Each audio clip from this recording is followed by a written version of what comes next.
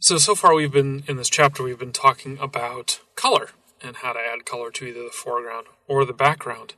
Now it's time to do something a little more interesting with backgrounds, and that's add images, or an image, as the case may be. You can add one image per background, although you can add images, you can have as many different backgrounds as you like, have images in them. So what we're going to do in this video is just take an image and apply it to the background of an element using CSS. Now, if you look here, what you see is sort of a basic version of our Java code design. And what I've done in the content area is I've given it a sort of a light gray background. So everything underneath the masthead and a little white separator between the masthead and the rest of it, we have this light gray background. And that's the area to which I'm going to add an image. So you can see here's the style the CSS set up to give element with an ID of content, this background color.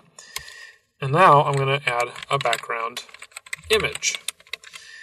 And the way this works is you actually have a reference, a URL reference to an external file, an image. Although theoretically you could put any kind of file back there.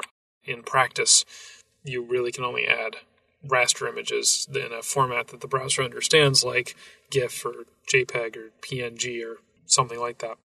So I'm going to add a reference to the image curlgray.gif. Now, this URL is a relative URL, which you may be familiar with in terms, relative URLs in hyperlinks.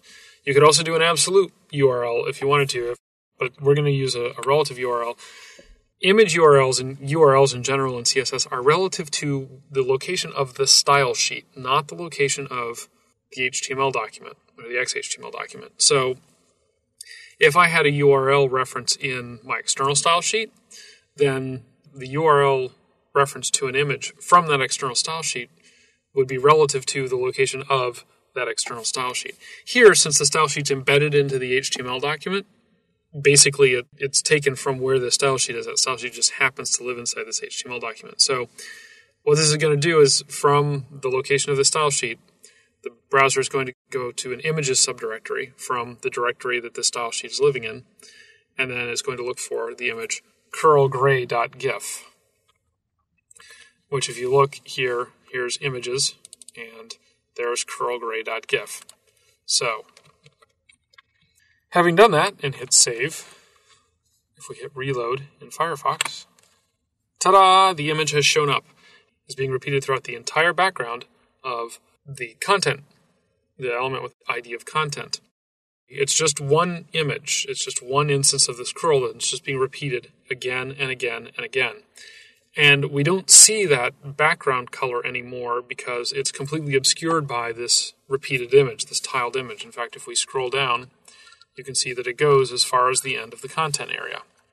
So we could also do this on the body if we particularly felt like it. Instead of having content have this background color and image, we could shift it to the body. And then that would go throughout the entire body, not just the content area. Of course, we wouldn't be able to see it here where the masthead and the nav links are because those are basically in front of the body, quote unquote. They're drawn over top of the body, and so their backgrounds obscure the body background behind them. If we were to take those backgrounds away, then we would see this repeated graphic throughout the masthead area and the nav links area. So that's how you add an image to an element. It's really pretty darn easy. What we're going to see in the next few videos is how to do more than just sort of simple tiling and affect the direction of the tiling, even the placement of the image, and other fun stuff like that.